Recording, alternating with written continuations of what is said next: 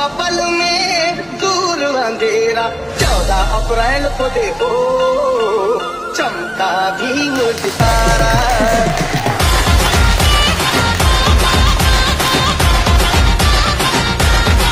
विद्यार्थी मित्रांनो, आज आपण आपल्या शाळेमध्ये महामानव बोधिसत्व डॉक्टर बाबासाहेब आंबेडकर यांची आज आपण आपल्या शाळेमध्ये जयंती साजरी करत आहोत। मुलांनो, आपण बाबासाहेब विषयी भरपूर काय माहिती घेतो, पण बाबासाहेबांनी जे काही कार्य केलेलं आहे, कोणकोणत्या क्षेत्रात कार्य केलेलं आहे, त्याचं कार्य काय आहे याबद्दल मी तुम्हाला या ठिकाणी सविस्तर असं मांडलेलं आहे।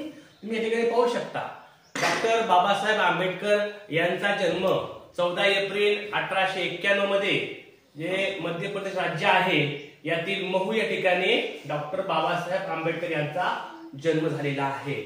आणि तुम्हाला माहितीच आहे, आपण दरवर्षी त्यांचा 6 डिसेंबरला देखील काय करतो, आपण महापरिनिर्वाण दिन करतो। म्हणजे 6 डिसेंबर 1956 ला जे नवी दिल्ली आहे या ठिकाणी त्याचं निधन झालेलं आहे।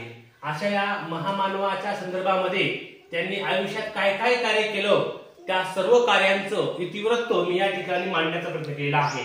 मुलांनो, बाबासाहेबांना मरणोत्तर भारतरत्न पुरस्कार दिला गेलेला आहे, म्हणून बाबासाहेबांना भारतरत्न असे देखील म्हणतात। त्यानंतर ते ज्येष्ठ संशोधक होते, लेखक होते। बघा, बाबासाहेबांचे भरपूर काही साहित्य आपल्याला बाजारामध्ये पाहायला मिळते। त्यानंतर इतिहासकार देखील होते। ते बाबासाहेब म्हणजे संविधानाचे जनक म्हणून बाबासाहेबांना ओळखतात। विशेष म्हणजे बाबासाहेबांचं कार्य समता, स्वातंत्र्य, बंधुता आणि सामाजिक यांचे पुरस्कर्ते बाबासाहेब होते आणि दीनदलित, शेतकरी, कामगाराचे ते उद्धारक होते।